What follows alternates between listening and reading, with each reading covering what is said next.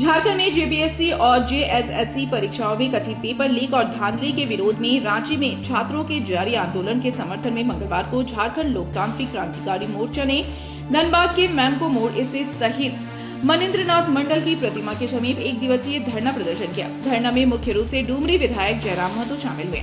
इस दौरान आंदोलनकारियों ने परीक्षा प्रक्रिया में पारदर्शिता सुनिश्चित करने और दोषियों पर कड़ी कार्रवाई की मांग की। धरना को संबोधित करते हुए डुमरी विधायक जयराम महतो ने कहा कि इस कार्यक्रम का उद्देश्य रांची में आंदोलन कर रहे छात्रों का मनोबल बढ़ाना और उनके संघर्ष को समर्थन देना है। उन्होंने कहा कि यदि आवश्यकता पड़ी तो जेएलकेएम रांची कूचकर विधानसभा के समक्ष भी जोरदार आंदोलन करेगा।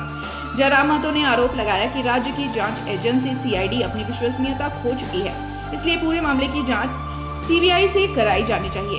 उन्होंने राज्य सरकार से नैतिक जिम्मेदारी लेने की मांग करते हुए कहा कि यदि सरकार युवाओं को निष्पक्ष भर्ती प्रक्रिया नहीं दे पा रही है तो उसे जवाबदेही तय करनी चाहिए। साथ ही उन्होंने भर्ती प्रक्रिया और परीक्षा एजेंसियों को लेकर भी कई आरोप लगाए हैं। धरना के दौरान जेएलकेएम कार्यकर्ताओं ने राज्य सरकार के खिलाफ जमकर नारेबाजी की और चेतावनी दी कि यदि अभ्यर्थियों की मांगों पर जल्द कार्रवाई नहीं हुई तो आंदोलन को पूरे राज्य में और तेज किया जाएगा।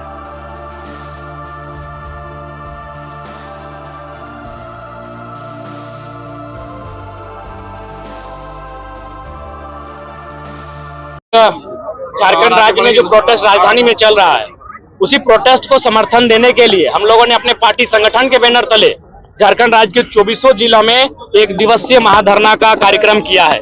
और इस महाधरना का पहला उद्देश्य है कि रांची में जो छात्र आंदोलन कर रहे हैं उनको समर्थन दिया जा सके, ताकि उनको भी लगे कि आप रांची में हैं तो धनबाद, बोकारो, गिरिडीह तमाम जिलों के मुख्यालय में हम संगठन के साथ ही आपके हौसले को अफजाई करने के लिए, आपकी मांगों के साथ कंधे से कंधा मिलाकर चलने के लिए आंदोलन में आपके साथ खड़े हैं। और जरूरत पड़ी, हमें लगता है पड़ेगी ही, तो हम लोग रांची राजधानी भी कुछ करेंगे और जोरदार आंदोलन विधानसभा के सामने करेंगे।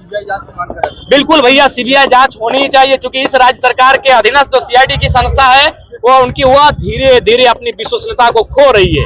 इसके कई उदाहरण सामने आए। आज तक बताइए कोई बड़ी मछली जाल में फंसी हो, छोटी छोटी मछलियां जाल में फंसती हैं।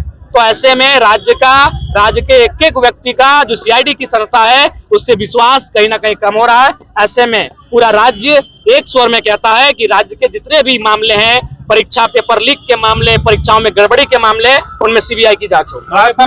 वह संवैधानिक मूल्यों को मानते हैं। अगर वह जो संगठन बाबा साहेब भीमराव अंबेडकर की बात करता है, जो संगठन दिसम गुरु शिबू सोरेन, भगवान बिरसा मुंडा, विनोद बाबू के विचारों की बात करता है, तो मुझे लगता है कि उन्हें संवाद करनी चाहिए। लोकतंत्र का मूल्य यही है कि झुकना चाहिए। कि अपने जवाबदेही से पीछे भाग रहे हैं। अगर मुख्यमंत्री अपने कार्यकाल में एक परीक्षा ठीक से ले नहीं पा रहे हैं तो निश्चित ही उनके इस्तीफे की मांग जायज है। मैं इस मांग का समर्थन करता हूँ। शिक्षा मंत्री के प्रभार स्वयं मुख्यमंत्री के पास है। यदि केंद्र में किसी परीक्षा में धांधली हुई और एक बार नहीं लगातार 90 बार, तो जाहिर सी बात है जवाबदेही बनती है, इस्तीफा बनता है। तो ऐसे में राज्य सरकार भी अगर संभाल नहीं पा रहे तो इस्तीफा की जो मांग उठ रही है वो जायज है, बनता है।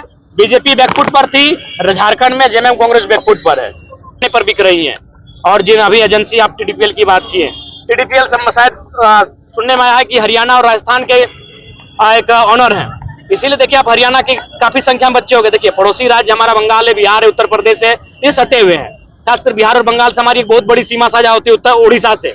लेकिन अब कई जिलों बाहर जाकर, कई राज्यों से बाहर जाकर राजस्थान से लोग आएंगे, गुजरात से आएंगे, तो एक सवाल वहां भी होता है कि यहाँ तो बड़ी धांधली हुई है। उसका मूल कारण है कि जो कंपनी है वो उन्हीं राज्यों की है। तो इसमें गोलमाल सीधा घोटाला है और इस पर जांच होगी। तो हमें लगता है जांच की आंच राज्य सरकार के कई मंत्रियों तक भी आ सकती है, स्वयं राज्य सरकार तक आ सकती है। बिल्कुल भी नहीं। आज पहली पुण्यतिथि पर पहले तो दिसम गुरु को मैं नमन करता हूँ, उन्हें वंदन करता हूँ, सुमन विनम्र श्रद्धांजलि करता हूँ। लेकिन उनके सपनों का झारखंड हम नहीं बना। और सबसे दुर्भाग्य की बात है कि उनका बेटा मुख्यमंत्री है।